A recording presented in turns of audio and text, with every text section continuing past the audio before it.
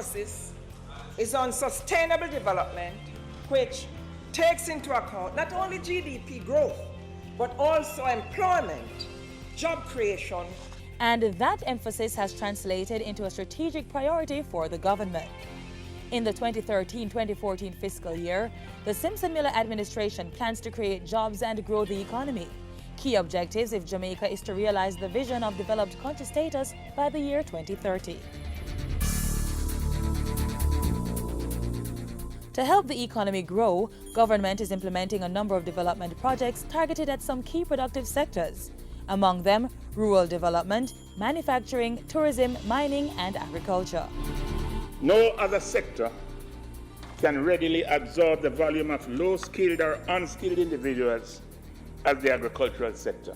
The linkages between agriculture and manufacturing as well as tourism in turn cause investment in agriculture to have a high multiplier effect.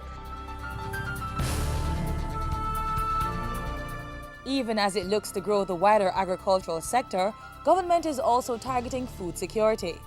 This involves growing more food for local consumption and for export to other markets, saving and earning critical foreign exchange. This fiscal year, that plan will come to light through projects like the 9 agro-parks being seeded across the island. The Development Bank of Jamaica is providing access to loan financing through various financial institutions. And the Jamaica Productivity Center is receiving greater budgetary allocations to help more companies improve their business output. Micro, small and medium-sized enterprises, MSMEs, represent a large segment of the economy and contribute significantly to employment. This fiscal year, the sector will benefit from $439 million set aside to facilitate growth. We will unleash the full potential of a nation that produced great Jamaicans in sport, culture, and many other areas. So a Cultural and Creative Industries Commission has been established, and a Cultural and Creative Industry Policy and Master Plan is being developed to promote the growth and development of the industries. Similar attention is being paid to increasing the contribution of sport to national development. The Jamaica Emergency Employment Program, JEEP, remains one of government's most important job creation tools.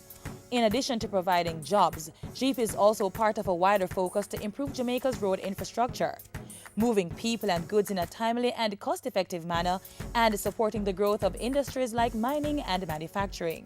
Among the measures to achieve this in 2013-2014 are the north-south leg of Highway 2000, the Major Infrastructure Development Project MIDP, and the China Harbour Engineering Company's proposal to develop a major transshipment port on the island. This development will result in employment of 2,000 workers in construction and 10,000 permanent jobs, many of them of highly skilled nature. To achieve job creation and economic growth, there must be an enabling environment for people and businesses to innovate and flourish.